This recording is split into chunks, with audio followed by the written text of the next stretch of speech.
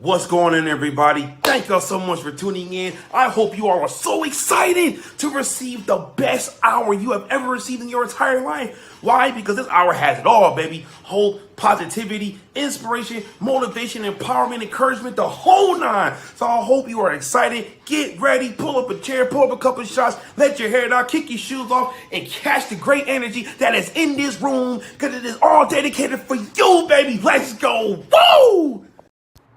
Hello, ladies and gentlemen. My name is CeeLo Green, and you are now tuned in to Joseph JAFFE is Not Famous. That's right, ladies and gentlemen, he is not famous at all. Check out this new streaming show. It is perfect.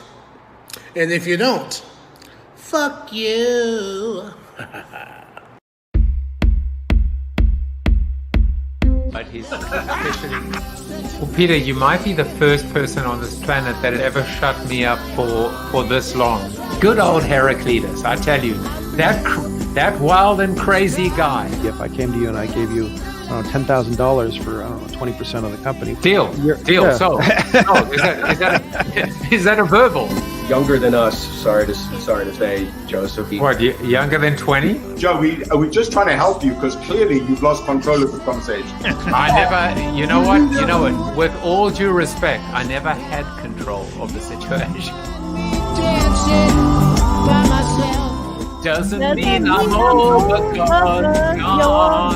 What doesn't kill me makes you stronger. Look at you! You are insane. How did I do that? You're insane. Well, welcome everybody. Happy Hump Day. It is Wednesday, October 27th, and it's time for another episode of Joseph JAFFE is Not Famous, but my next guest is very, very famous. Now, let me tell you, I see something interesting. I see a change. I see a little silhouette of a man. Scaramouche. What does this button do? Ooh, that's new. I did not see that yesterday, but now I see it. This is kind of cool. This is what I thought would happen. You see, little things and small things amuse small minds. Wonder and awe. Now I have the ability to have, let me see, can I move it around? I can't move him around, but I love the little thumbnail, the full screen slide with the thumbnail. Awesome. Let's see what happens when JD comes onto the show. JD is my guest today. JD Gershbein, tomorrow Robert Rose, and of course, earlier this week, Ethan Butte, he is a beaut, and Kate O'Neill, Queen Kate. What a wonderful, wonderful week on Not Famous. Now, because it is Joseph JAFFE is Not Famous, you get to enjoy people like JD Gershbein. He is a speaker. He is a facilitator. He is a producer. He is an improv artist. And we're going to talk all about that later. But first, you have an opportunity to get yourself some JAFFE coin. Who wouldn't? Who wouldn't want a JAFFE coin? That is rhetorical. Everyone would want a JAFFE coin. So go for it. Point your phone at that QR code and get yourself some coin. And remember that this QR code is only live when the show is live. It is my way of rewarding you for tuning in. So thank you from the bottom of my heart. Also, it's been just a great week, a great way to celebrate the launch of my NFT, my very first NFT. Let's see what happens when I do this. Aha, the thumbnail goes up. And if I do that, the thumbnail goes up even more. Just playing around. Thank you for indulging me. But this is part of my creator coin. My creator coin, the JAFFE coin, is the JAFFE economy is not about me. It's about you. It's about we. It's about us. It's about being able to share and enjoy this community, this family. And so, yes, of course, I would love it if you go and subscribe to the show's channel. I would love it if you would buy yourself some JAFFE coin, but most importantly, you can earn the coin. And now this NFT allows you to attend pre-tapings of the show. It allows you to attend audition shows. It allows you to attend reunion shows. Plus, you will get a very beautiful ebook of a commemorative mosaic, the first 50 interviews on the show. And on the right, the golden ticket, well, that's unfortunately not for sale. It goes out to my guests only, the creators only, my correspondents only, and regulars on the show. So you could get it if you became a regular on the show. I just love what is happening here. It is a beautiful, beautiful demonstration of how this metaverse, this new virtual world we're living in, is it transcends physical. It's not even, it even transcends digital, but at the heart of it is all about relationships. Well, now I'd like to get to our seated soliloquy. And the seated soliloquy today, and I'm wondering, by the way, should I give you that version or should I give you that version? Nope, I think I'm going to give you that version. It is called Fame. It a bitch. I think everybody should get rich and famous and do everything they ever dreamed of so they can see that it's not the answer.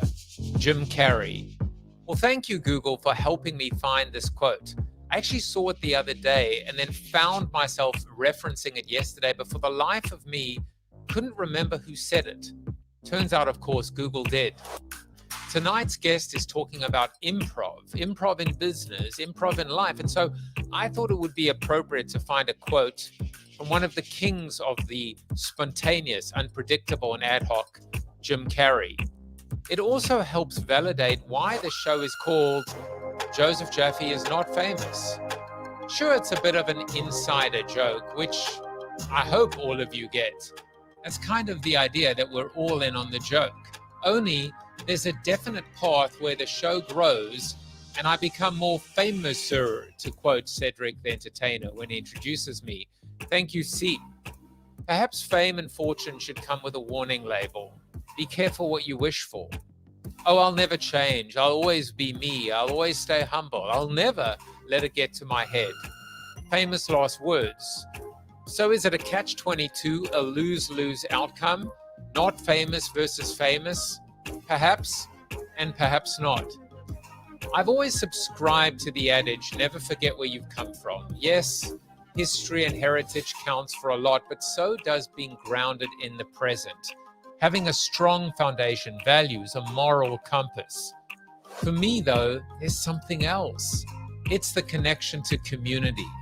It's understanding the power of social media on its finest day.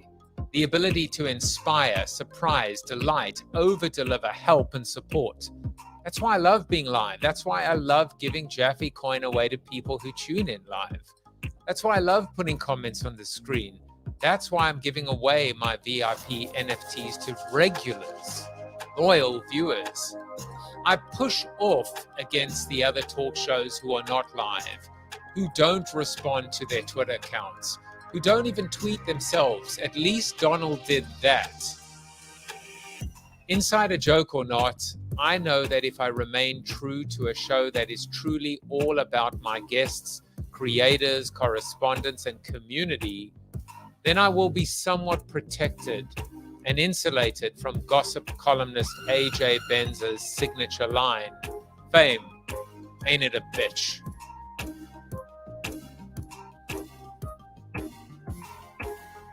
And now, it's time to bring on my guest, JD Gershbein himself. Since 2006, JD Gershbein has been at the forefront of the social media conversation. One of the world's first independent LinkedIn consultants, JD leveraged the platform to pioneer a model of authentic business communication that serves ambitious professionals striving to make their mark in the digital age. As a speaker, facilitator, writer, and media producer, he draws upon his diverse academic background, a fusion of psychology, neuroscience, and the humanities, and the improv skills he honed at Chicago's famed Second City to bridge the knowledge gap that exists between professionals and the virtual world.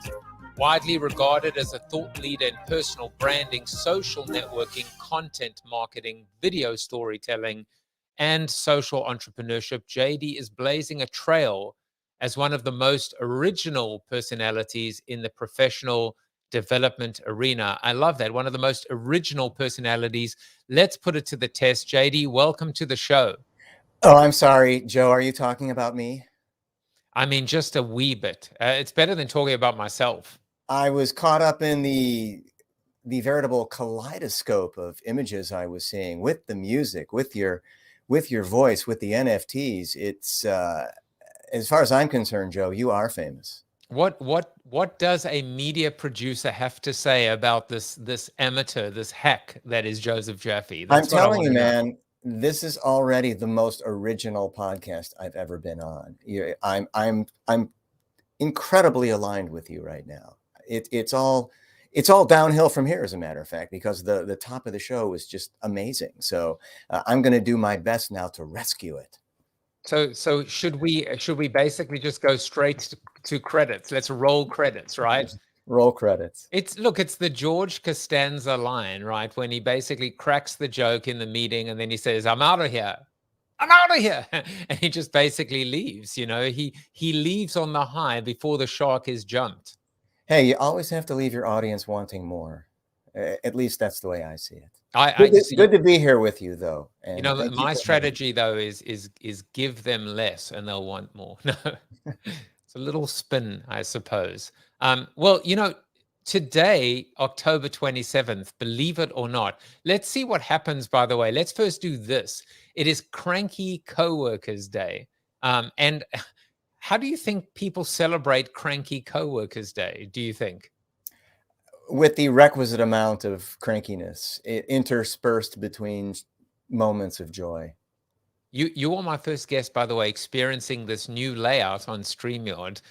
So let me ask you, by the way, without being cranky, do you prefer this layout or that layout? It's cool. I actually like the camera two. That's camera one. That's camera two. I like the one where it's kind of lateral. Although I'm making eye contact with my webcam, so I can only see it peripherally. Well, many. I can also give you this one as well. Not that one. I mean this one. I mean no. I mean that one. I mean this one. I mean that one. That's what I meant. I can feel my motion sensitivity kicking in at this point. Exactly. It's almost like an Oliver Stone montage edit of your podcast at this point. I call it ADHD production. There you go. There's a lot going on right now. So Cranky Coworkers Day. So do we celebrate the actual cranky coworkers behind their back or to their face, or do we maybe acknowledge that we are cranky sometimes? I think we mumble beneath our breath and just kind of walk out of the room and kind of celebrate on our own terms. I don't have the time nor the energy for toxic people or crankiness these days, Joe. I'm kind of an upbeat guy. I like that. I mean, like life is too short. I mean, even the word cranky, it's like choose a side, like either be on the side of, of good or evil. It's like cranky seems like a cop out. It almost seems like kind of you're like, I mean, be happy or be sad, but don't be, be happy or be mad, but don't be cranky. I'm the antithesis of cranky. I lack crankiness. There's no crank. You are uncranky. Find any crankiness. You are uncranky. You've decranked the crank. Absolutely. Exactly. Absolutely. I have to believe that there's a Hallmark holiday lurking somewhere beneath this. So I can see cranky cards, giving people cranky cards, maybe to either tone it up or tone it down on the crankiness. But for the most part, I think, look, we have every reason to be cranky, and I choose not to be cranky. And I will say one more thing before we put this thing to, someone who's a little bit kind of, shall we say, off center or a little bit odd, are known as a crank. Okay. So that's kind of interesting, right? It's interesting that says if you are cranky, you could become a crank. So don't. I'm here to indulge me, to indulge you, to give smiles, to extend conversations. To just really fulfill my obligation as your show guest. Well, I appreciate that. The the JAFFE coin is in the mail, as the old saying goes. The NFT is in the mail. That's going to be the new saying.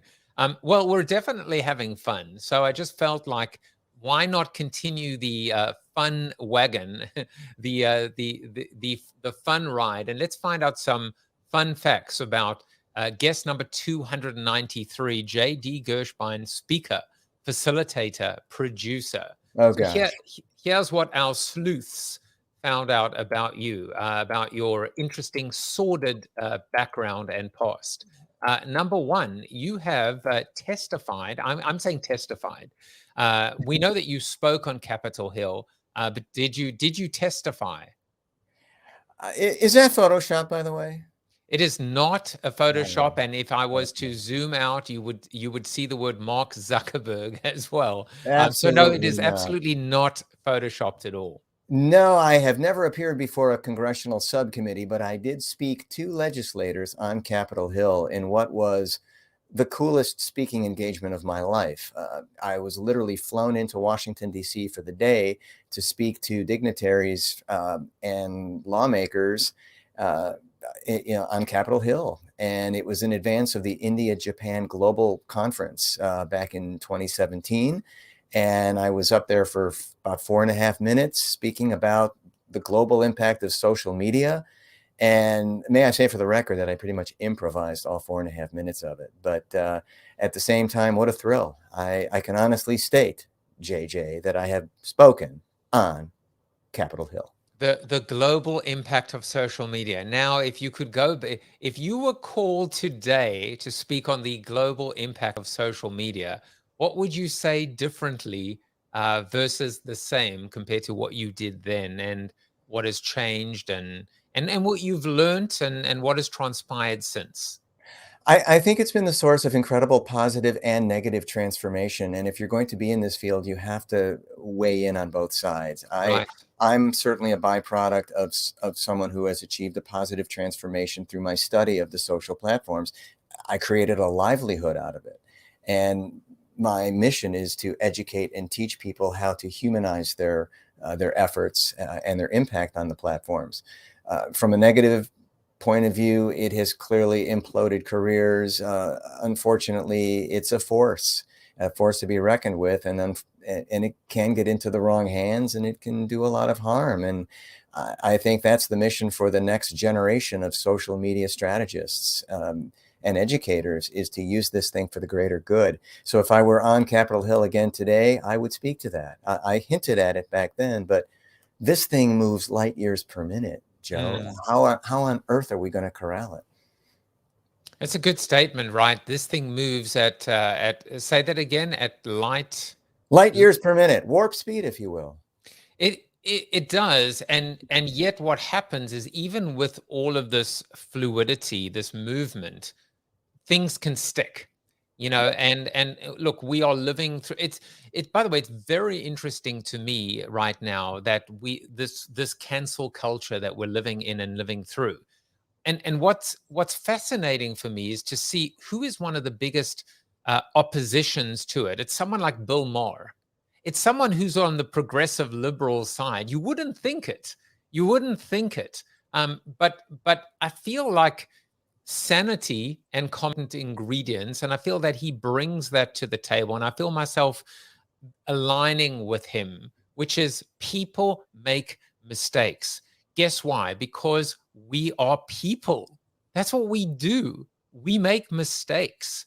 And some of these mistakes we made years ago, decades ago, when we were idiots, when we were, fools, when we were green, when we were so so immature. How, I would love to hear your thoughts on this, because the PR world has always spoken about crisis communication. Yes. But like, it seems in social media, every day, every moment, every tweet is a crisis communication. Yes, it is a pageantry of human transgression, and our mistakes, unfortunately, play out now in front of an audience every day. And you really have to come to the fore with your thoughts measured. You have to know what to say, even though in my world, I'm completely unprepared. I don't know what I'm going to say until it actually makes the journey from neurotransmitter up here to neurotransmitter in my vocal pathway. So people are saying things, and in almost real time, they're either uplifting themselves or unfortunately, they're casting doubts or aspersions or or grief out there. And that's the sad reality. It moves so fast, and we have to tame the overwhelm. So how do you find this balance? I mean, we're going to get to improv in a moment, because it's one of my most fascinating subject areas. I love discussing it. I never get tired. But in this, in this age of improv, right, where things can be so spontaneous. Yes. How do you guard? How do you check? How do you insulate yourself against saying the wrong thing, doing the wrong thing that can be irreparable, that can lead to irreparable damage?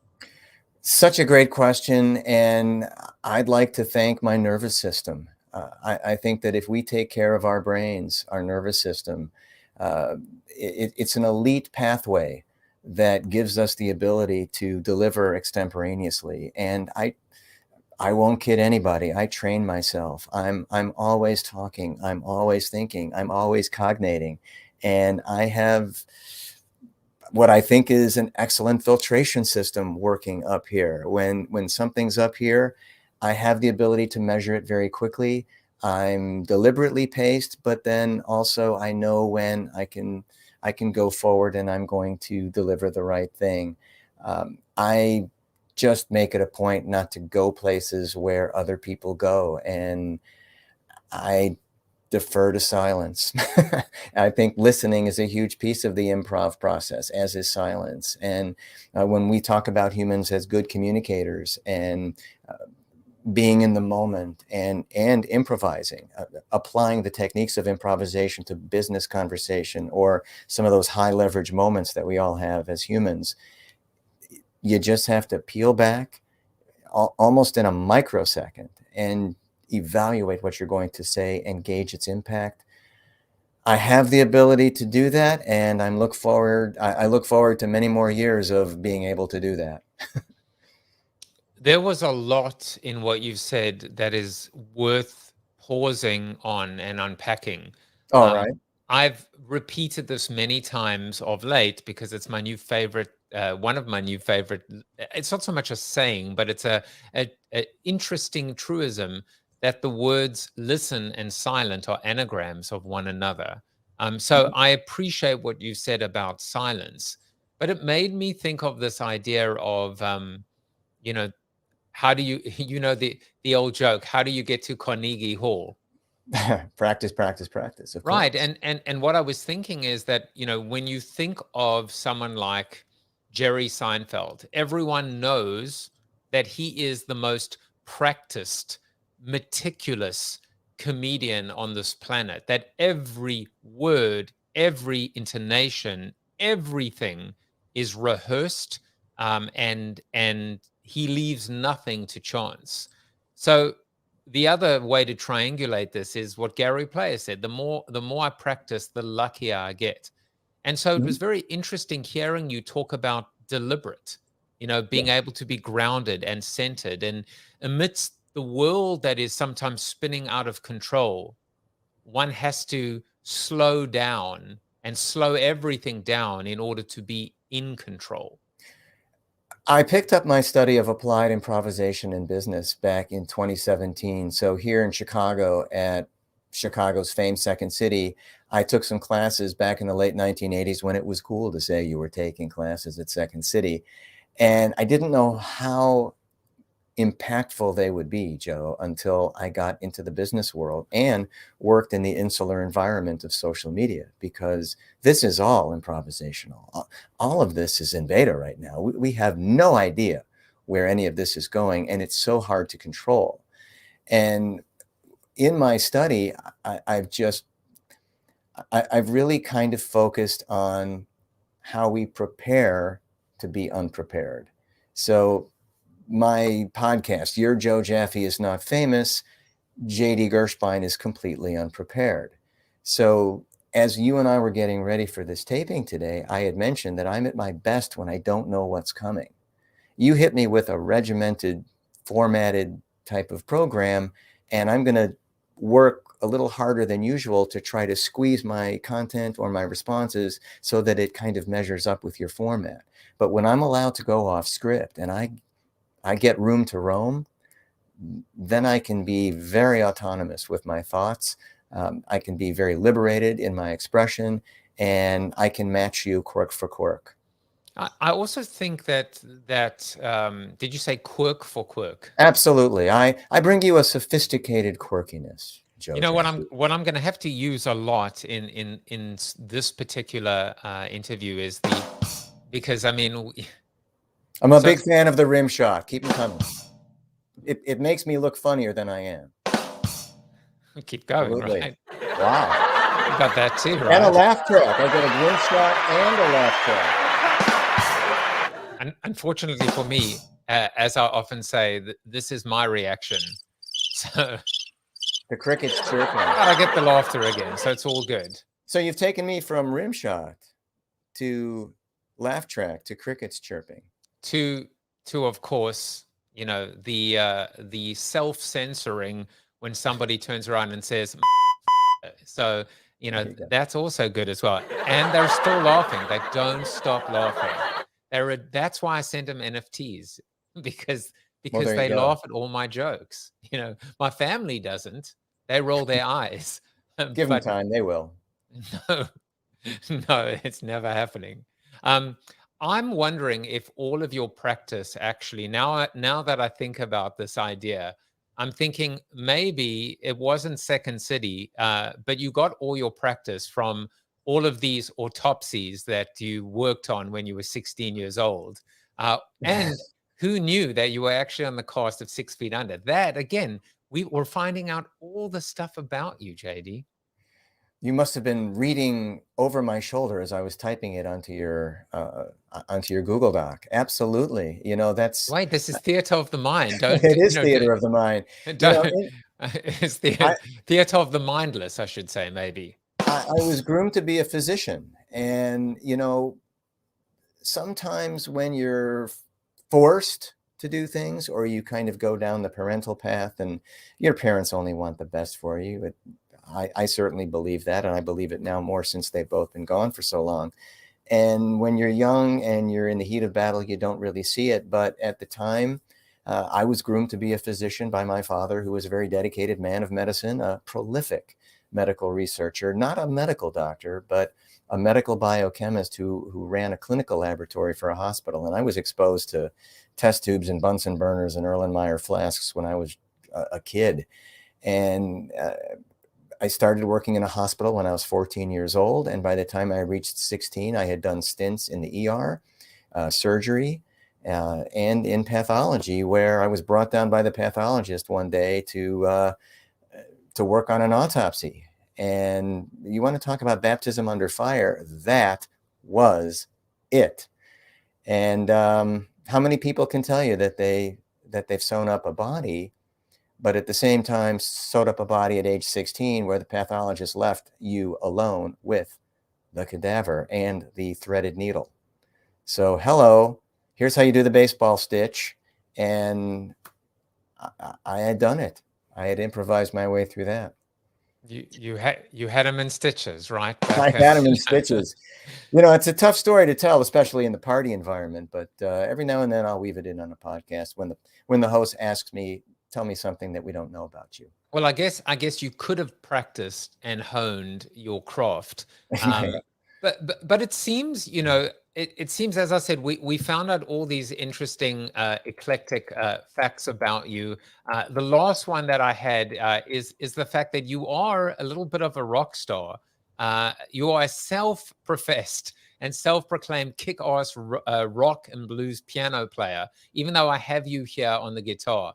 But I want to just kind of get to like these leadership lessons for a second, JD, because you seem like the kind of guy that says yes, that you know, that gets to yes, that would rather try something new than be able to mitigate or say no to something, you know, to something new. And so the quote that I found for you was this one, in keeping with the theme: the fun is always on the other side of a yes. And this was uttered by Tina Fey. Speaking of Love her. Of improv as well. Love her. Talk a little bit about, I mean, business today is so formulated and templatized, and you know, it's all about risk mitigation. I once heard that the chief marketing officer of today got to where they got to not by managing risk but by mitigating it. And then I think of improv, and I think of this, how fearful people must be, you know, of being able to kind of, you know, get themselves on stage. And please tell me business improv doesn't look like this, though. I guess it's cringy. But talk a little bit about this, because I think, you know, this idea of yes, and this idea of being able to put yourself out there in a position where you are vulnerable. Yes, and is really the foundational element of what we call improv today. It's born out of the Second City model, and Second City, to its credit, has infiltrated the business environment. They train at major corporations to teach executives and internal leaders and sales teams the principles of applied improv to sell more product, to create a winning organizational culture, to heighten employee morale. So the value of improv as a technique, as a practice, as a discipline, is well established today. For me, I was a goal-oriented guy. I was fairly regimented. I really felt I had a plan, but when I went by the plan, nothing seemed to happen for me. I was at my best, again, to repeat the point, when I went off script, when I didn't work off templates, and when I just met people where they are in their everyday lives from a place of just getting to know them and wanting to extend and expand conversations. And today there's such an emphasis on us to be storytellers. And it's hard to tell stories. It's hard to tell compelling stories, but it's even harder to get the conversation going after you tell a story. So on the one hand, we have to be good stewards of our stories and tell them well so we can sell them well. But on the other hand, we have to keep plate spinning, and we have to keep people interested in us. And that's where I felt I was at my strongest, is when, for me, best practices were there. I knew what they were, but the best results that I was able to drive was when I just put my own DNA on it and my own take, and asserted myself in a way where I stood out. I was compelling. I was intriguing. And creating intrigue today in the business world is very difficult, because in this hyper-crowded, hyper-competitive space where everybody is distracted and self-absorbed, how on earth do you break through? Well, it takes creativity. It takes what you're doing. It takes doing things that are, in the words of Frank Zappa, deviating away from the norm. And there is no progress without deviation from the norm, in his words, not mine. But at the same time, you have to deviate from the norm. And I swim upstream. That's all I've ever done. I do what works for me. It's an unconventional approach, but again, we have to do what gets us to the dance, and we have to do what we can to stay at the dance. I really love this idea of, you know, I kind of stuck to the plan, but the plan didn't work for me. It didn't. It's beautiful. It's a beautiful thing that said, I played by the rules. I gave it, you know, it's like almost people who go through the corporate experience, but then realize that that's not meant for them. And it works for many people, and that's fantastic. But to stand out, you know, you have to get out. You have to be able to put yourself out there. I had another thought as you were talking, which is like, I have these like epiphany moments, which I then revisit later and realize that I was drunk at the time, and it doesn't make sense. But Okay. We always talk about the word.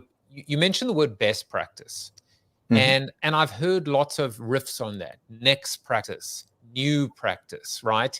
Those are the spins on it. And then I suddenly realized, as I was listening to you, we need to kind of like eliminate the word next, best, new.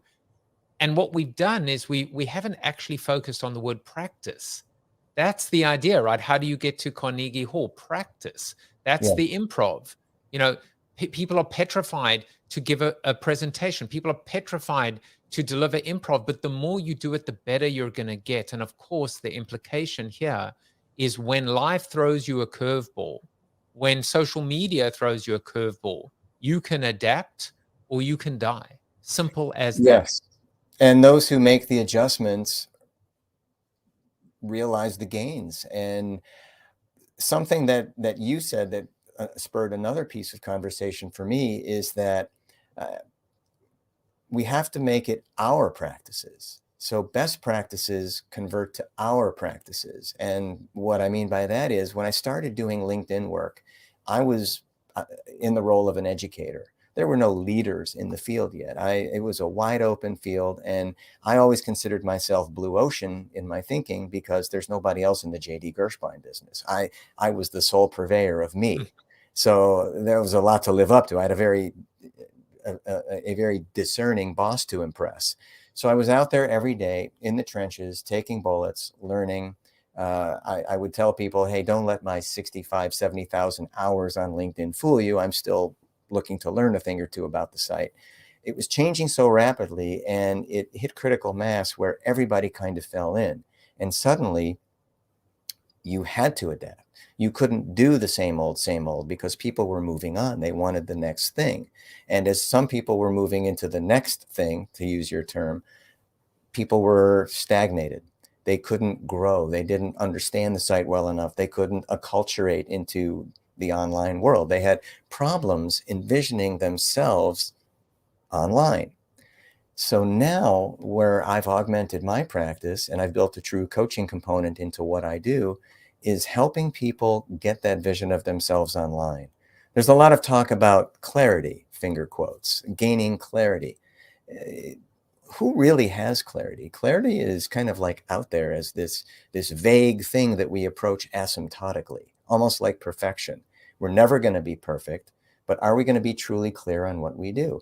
Very difficult because there are a lot of people out there who kind of complicate the landscape for us to be clear on ourselves. So I've dodged a lot of that and I move in the direction what's comfortable for me. And I train people to make LinkedIn their own as I've made it my own. And the force that I assert on the system, what I do, the content I produce, the way that I've formatted my profile, it works for me and it converts for me. And that's where I think there's a leave-off point is people have to truly focus their cognitive stamina on this platform or on any social platform where they want to excel. And then they begin to influence and impact. The words will come. There's something really powerful about this idea. Not just, normally I would have spoken about this concept called authentic voice, but there's also this idea of an evolutionary voice. As you find a new platform and find your voice on that platform, but also realize that now when we talk about metaverse, now when we talk about personas, now that we talk about avatars, that your digital self may be different to your virtual self, may be different to your physical self, and recognize that that digital self looks very different across platforms. I'm going to ask you a question, put you on the spot, but also give you a little out as well. Our Wednesday wellness correspondent is Brian Fanzo. Brian has a club on Clubhouse that he calls the Misfit Mafia. And it's just interesting to me. He talks about himself being ADHD superpowered. We think about being different. It used to be a weakness, but now it is becoming an absolute strength, the differentiation. Yeah. You want to be like everyone else on LinkedIn, you're not going to stand out. So my question to you as we watch his vignette for today is, because you're making me think, what does Joseph Jaffe is not famous do on LinkedIn? What is Joseph Jaffe? Who is Joseph Jaffe? What does he look like on LinkedIn? And I'll give you some time to think about it as we watch Fanzo. What's up, friends? Brian Fanzo here. Switching a little bit today because I wanted to talk about this storytelling aspect. And for many of us, I think one of the things we learned, especially over the last 24 months, is that doing video, creating video or even live video especially, isn't as easy as, pressing the damn button. And for many of us, we struggle with the confidence or figuring out what is the best way for us to tell stories. And I think one of the things that we do wrong is actually oftentimes what we're doing with our body. So if you're feeling like you're not in the zone, maybe it's time for us to, stand up. Now I'll say, for many, this idea of standing up and presenting can be all that you need to kind of get in that zone, to get that feel, because you get back in that motion for telling stories online. But I also know if we're not like walking in and out to the camera, or we're not, feeling dynamic, this can also come off very robotic. Now I suggest the other thing I think you can do is actually one of my favorite types of creating video, which is kind of like what you're seeing here, this little walk and talk, right? Being able to kind of change up the environment, because it also allows us to go from worrying about being, kind of stale to really interacting with the camera. And so I think one of the suggestions I give, and maybe the tip for this little segment, is really, when we think about, being great on video and telling great stories on video and really the power of video, we oftentimes just think about, comparing ourselves to what happens on TV maybe, or trying to do just the, sitting in front of our webcam or what we do for a webinar. But if you change the style, everything from standing up to where we are, to maybe even where you're in the house, what the background is. I'm just using my iPhone camera for this shot, and it kind of, the new cinematic mode blurs out the background. And so really there's no excuse for, telling your story, embracing video. And I challenge you, get creative with where you do video, how you do video, and even, the environment that you're doing video on. Till next time, cheers. He's so annoying with that new iPhone. It's so awesome, that blurred background. Looked pretty cool. Very professionally done. So what were your thoughts? I gave you a little bit of time to think about it, because suddenly you're making me think about, I had Carol Camera on the show as well, and realized that I wasn't optimizing, that I wasn't doing anything like I should, but still, I still see LinkedIn as very dry and very templatized. And I have a feeling you're going to tell me it's anything but. Well, we are, at the time that we tape this, we are approaching a point where video is becoming a mainstream practice. And if people aren't executing, they're certainly thinking about executing. And now you have video storytellers, you have video brand strategists, you have, in my case, I'm learning how to edit my own work right now. I think I can save myself a lot of time and dollars, because I understand visuals and aesthetics on social media, and I want to learn how to do the damn thing myself.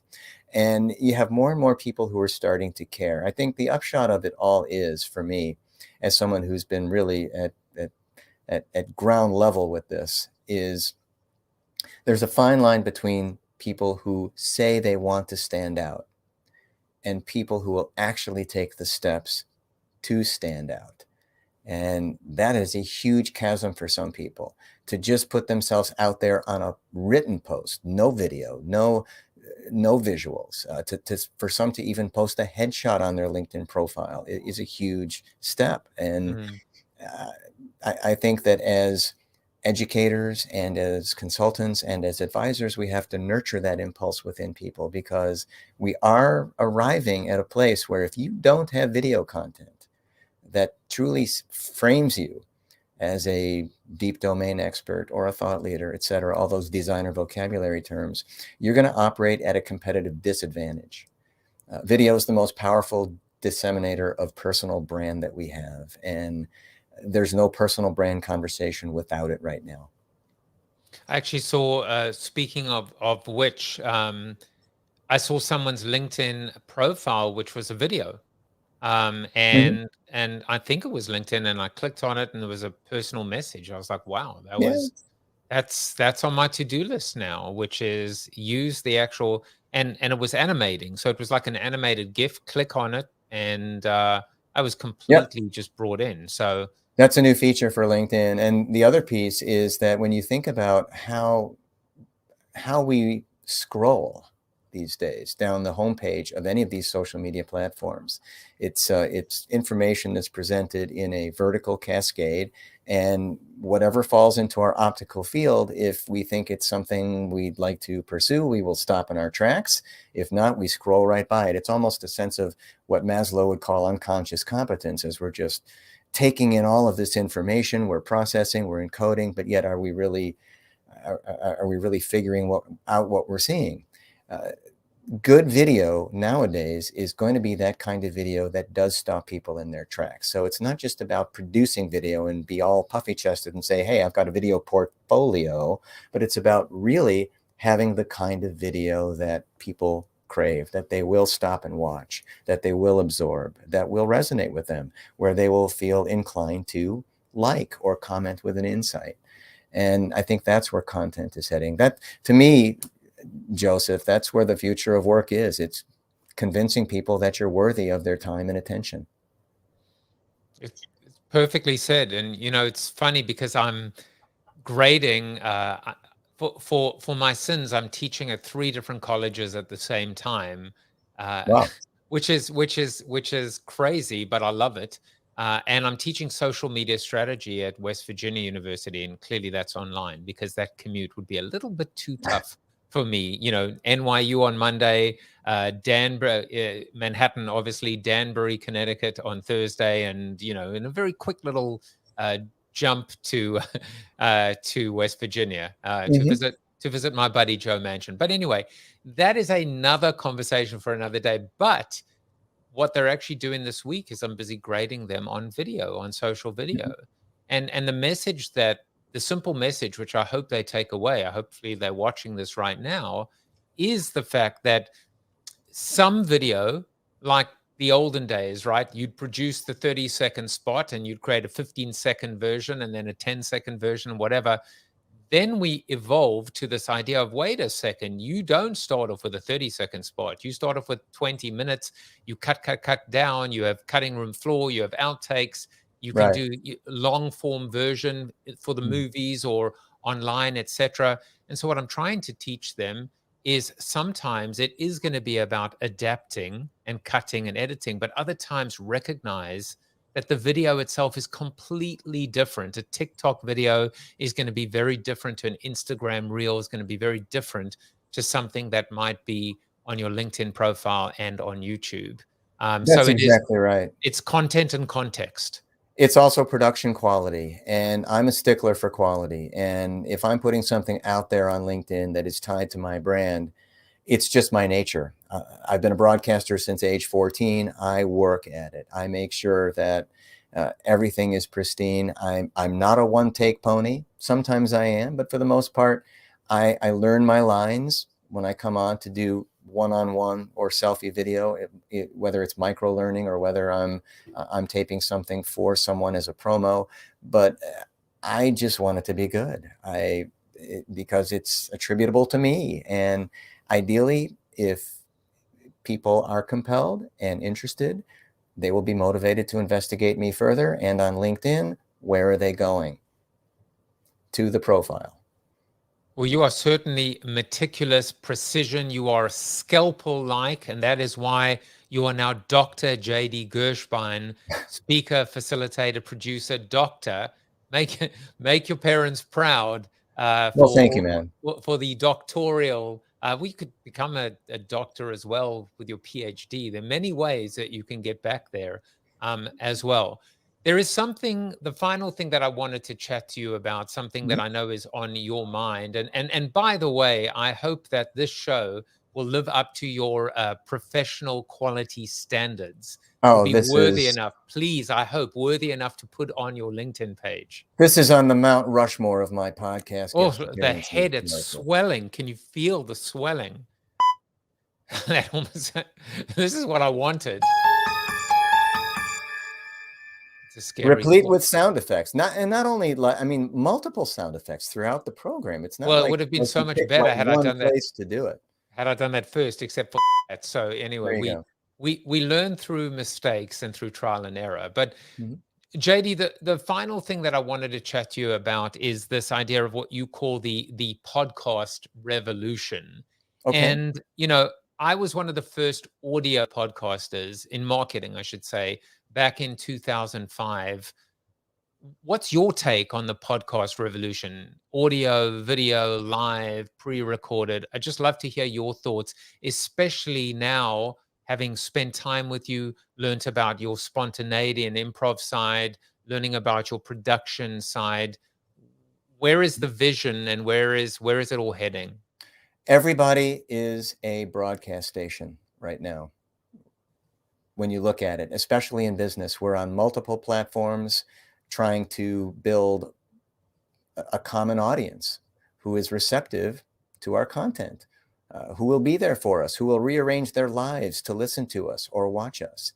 And in the case of the podcast revolution, as we sit here today, we're at 2 million plus podcasts, but only a very small percentage of them go over 6 episodes.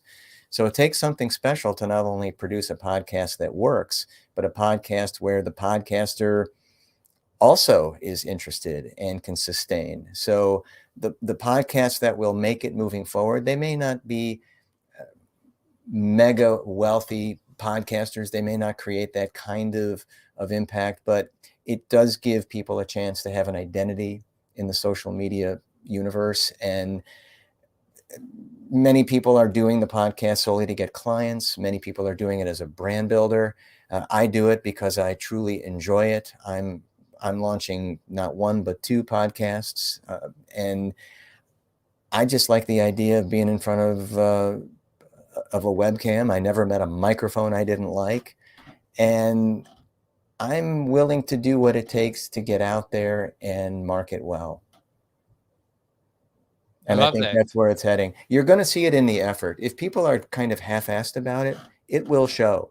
But if people are truly, again, back to my point about taking steps necessary to stand out, you will be able to see it. You'll be able to see it in production design, production quality, just the way that the conversation flows. You're right there with it. This has been a fun conversation, but we've also, finger quotes, created a little value here, and ideally inspired and entertained. So I went wide shot so that we could both do that together. Should we both do it finger together? Quotes, I'm a big fan of the finger quotes, which, quotes. Theater of the mind, folks. If you can see us, we're both in unison. There's an audio version of this. Why not? Yeah. If you can find the sound effect for finger quotes, I'd be very impressed. But at the same time, finger quotes. Everybody, and there are a lot of folks out there who are implored now to start podcasts. It is a revolution. Look at the dollar volume of equipment being purchased these days, and everybody's setting themselves up in their home to broadcast. We've learned the pleasure of working virtually through these crazy days, and now we're all saving wear and tear on our psyches and on our bodies by working at home and insulating ourselves and getting the requisite technology together, getting better, getting more courage to throw our voice out there, to write more, to do more, to speak more, to guest on podcasts more, all of that. And it's funny because, when you think about what we spend also on equipment, we probably don't spend enough, if we can afford it, if we have the privilege to afford it, on the lighting and a microphone and a mixing board and a camera, based on the fact, but we're using it every single day now. It's almost like a watch. There are things that we use every day of our lives, or a wallet or a purse. The things that we use every day are the things that we should invest more in, as opposed to $800 to go see Hamilton on Broadway. That has a one-time use. So this, and of course the microphone is multifaceted, because it's not just the microphone in a Zoom status meeting. It's also the ability to record a promo, or to record a message, or even your voicemail, or take a conference call or Clubhouse. It just connects the dots. So you got me thinking as well, JD. And I'll say one more thing before we head out into our respective real world lives from our virtual studio. I think the thing you've said that I want to leave people with too is, you've got to have a plan. Why are you doing it? And it may not be to monetize through media and advertising. I was thinking, for me, I would never have met you if not for the show. This is networking. This is you and I having a conversation, getting to know each other, and who knows what tomorrow might bring, and where we might collaborate, and what we might do together. And during these crazy isolating times, just the ability to have a conversation with someone new and interesting is is success and victory in of itself. I would agree with you. That was extremely well said. And I would add to that that so many people now are sparked to elevate their profiles and go out there and build communities and do good work and lift people up in the process. And I'm in that camp. I just do it in my own way. And I take my role as a connector very seriously. I connect people through my media content. I connect people through the engagement that I conduct on LinkedIn. And I want to be known in a certain way as an edutainer, someone who educates while entertaining, as I know you do as well. And that's where I focus every fiber of my being right now. And I'm not everybody's cup of tea, nor do I want to be, but I strive to be an acquired taste. There you go. It is the perfect way to end today. You strive to be an acquired taste. And like a good wine, you get better with age too, if I may say. Well, thank you kindly. So this has been Dr. JD Gershbein. If you want to connect with him on Instagram, on Twitter, at his website, on Facebook, you can do all of that, but you got to go to LinkedIn because he is the LinkedIn whisperer. Go and find him at JD Gershbein on LinkedIn. JD, just before we go, you are working on, you are writing a book, you're launching 2 podcasts, you're developing a live event platform. Yes. Would it be safe to say that you're quite busy at the moment? I wake up and from start to finish all day long, I'm creating content and working with clients to make them better on LinkedIn and doing virtual meetings. And yes, that would be correct. I'm a busy dude right now. And love what I'm doing. We look forward to hearing more about the podcast, the book, the live event platform. Who knows? You might just gain a new client in Chuck Norris. You are Chuck Norris approved. And I will be back tomorrow on Thursday with Robert Rose. Take care, everyone. It was a pleasure chatting with you, JD. Thanks, man. Take care, everyone. Bye-bye. Thank you for watching the show about hope, positivity, optimism, and if there's time left over, a little bit of marketing with your host, multiple author, and global keynote speaker, Joseph Jaffe. If you like the show, tell a friend or two. Please subscribe to the show. And if you want to get inside news, previews of upcoming guests, and much more, visit josephjaffe.com/subscribe to sign up for the show's newsletter. And despite the best ministrations of your wife, you still look ugly.